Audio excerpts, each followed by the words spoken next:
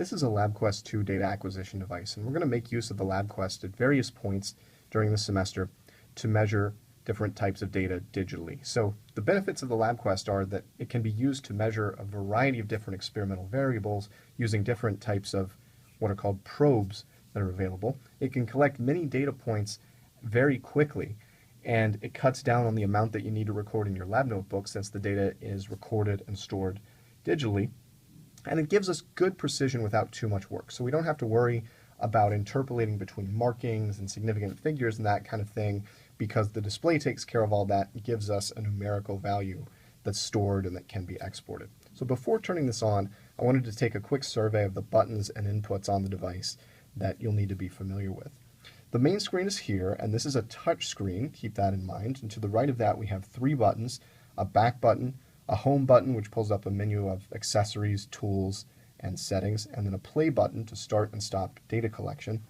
The power port is here, and there is a port for USB input here as well that you won't really make use of, but we may need to make use of in troubleshooting from time to time. On the top of the device we have the power button, digital input ports which we will not make use of, and then speaker, microphone, and SD card input ports that we also won't make much use of. So you won't spend much time on the top of the device except to turn it on. On the side of the device over here, we have the three input channels, CH1, CH2, and CH3, and these are the analog input channels. We're going to make use of these the vast majority of the time when using the LabQuest for things like temperature measurements, pressure measurements, anything analog pretty much, with the exception of absorbance spectra, which are going to be measured using the USB input. So this is both for the SpectroViz spectrophotometer connection and for connecting a USB drive in the event of needing to export or import data. And we'll often export data from the LabQuest when we collect it so that we don't have to worry about manually recording things. So I'm going to go ahead and turn the device on and talk a little bit about what to expect here with the display. Initially it opens and you see a menu. If you hit the home button, you'll see that menu again. To get back to the main LabQuest app, just tap on LabQuest App. There's a stylus that accompanies the LabQuest that you should use whenever possible. It just allows for a finer degree of control than your finger. I'm going to start by connecting a temperature probe here. So this is a temperature probe. The long metal rod is used to measure temperature, and it's got a connection for one of the analog input channels on the other end of it. I'm going to go ahead and hook this up to channel 1. Whenever you hook up a sensor, you should notice a red box appearing on the screen. If you don't see a red box appearing, that more than likely means that either the sensor is broken or that particular channel on the LabQuest is broken. So here we have the temperature display here, and we have kind of an on-demand measurement right here. So you can see that this is going to vary if I use my finger to cover the temperature probe, like so. Temperature is going up thanks to the heat from my hand. There are a variety of menus that appear across the top and a series of tabs. We're going to look at the menus first and specifically start with the sensors menu. When you first connect a sensor, you'll want to take a look at this menu, and the two items we'll be most interested in are change units and calibrate. Calibrate allows us to set essentially how much 1 volt within this probe, which works on electricity, is worth in terms of our units of interest. So how much is 1 volt worth in degrees Celsius, right? Using external standards, we can set these values, and there will be more specific instructions on calibrating associated with each type of probe as we move forward. Change units can be important if there's a somewhat difficult or non-intuitive unit conversion involved. In this case, it's pretty straightforward, but say we wanted to measure in Kelvin and we didn't want to bother with adding 273, we could simply tap the K here, and now I'm getting a measurement of the temperature in Kelvin right here, 300.0 Kelvin. The LabQuest can collect data in a variety of modes, and you'll see the mode indicator up here in the upper right of the screen, and this is where you can change the mode. So by tapping on that mode box, we're brought to a screen where we can change the mode and the settings associated with it.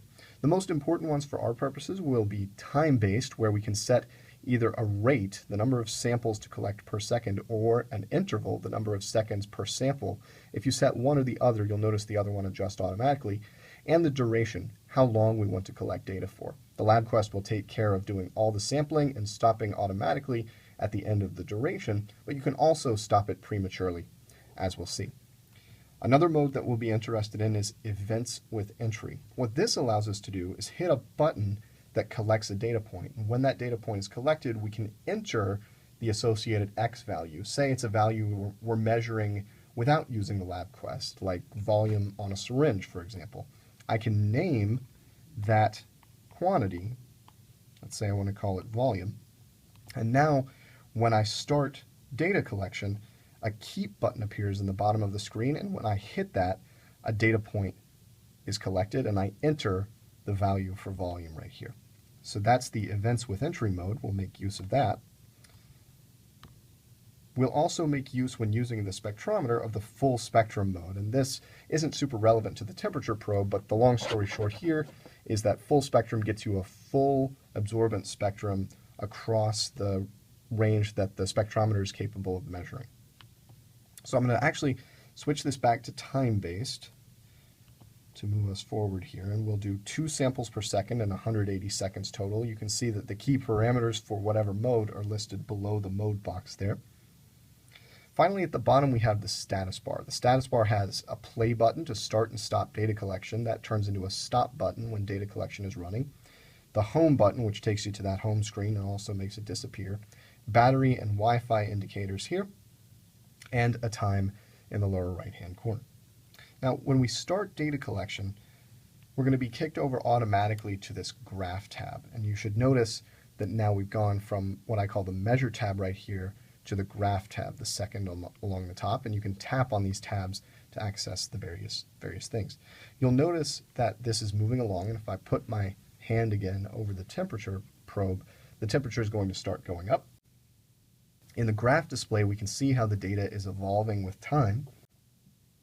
And if I want to stop data collection, I can either wait until the end of the 180 seconds duration, or I can hit the stop button here to stop data collection automatically. Once I stop data collection, the graph is auto-scaled so that the x-axis adjusts so that all of my data fits on the screen here and there's not extra white space. And I can use the stylus to explore the graph. So as I tap at various points left to right along the curve, I can see the associated y value, temperature in this case, and the associated x value down here. When you run an absorbance spectrum, the maximum value is picked out for you automatically. So be on the lookout for this little black circle, which shows you what you're looking at to generate these values here. One thing I also want to mention is the run list here. We've only done one run, but we'll often have situations where we're collecting multiple traces in a single lab period. And to start an additional run, you can do one of two things. You can either hit the play button, in which case the LabQuest will prompt you and you can say, I want to store the run that I just performed and start a new one, or you can discard it and overwrite it. In essentially all cases, we're going to want to store the data that we've collected previously. Once you hit that, data collection will start automatically. Or you can hit this button here, which generates a new run automatically. So run 2 is right there, and now I can hit the play button to start filling in data in run 2 automatically. With multiple runs, I can select the All Runs button to see them both on the same graph, and I can also see the numerical data associated with all the runs I've done on the Table tab, which is the next one here, with X and Y in a table format like this. So you can see I've got time, the X variable, and temperature, the Y variable, listed here, and these are all the data points that the LabQuest collected. When you export the data, you'll get this essentially in textual form with the runs arranged vertically, not horizontally like this, so they're easier to copy and paste. But this is the actual data you'll get when you export from the LabQuest. Speaking of which, let's talk about saving and exporting data, because this gets a little bit weird with the LabQuest. There's some weird terminology going on here. If we go to the File menu, you'll notice two options that sound like taking data off of the LabQuest and putting it on, for example, a USB drive. File Save and File Export. There's a very important difference between these two file formats. File Save generates what's called a QNBL file. So this LabQuest has some data on it already. These QNBL files are proprietary and native to the LabQuest. So they can't be read by, for example, Excel or a text editor or anything like that. They can only be opened on the LabQuest or using Verniers Loggerlite software, which is free, but which is kind of a pain in the butt to work with for data analysis and things like that. So you do not want to use file save when getting data off of the LabQuest and onto, for example, a USB drive. Instead, you want to use file export. And this will export the file to text, to a TXT format. You can see here all the various TXT files that have been saved onto the LabQuest. We don't actually want to save onto the LabQuest. We want to save on a USB drive. So I'm going to go ahead and plug in my USB drive into the USB port here. And we should see it appear in the list of save locations. And here we see it appear. So I can tap on the USB icon to save this on my USB drive, give it a name. Many students just use untitled, but I like to give it a descriptive name that tells me what's in the file to some degree, and then hit done. And now that file will be saved onto my USB drive.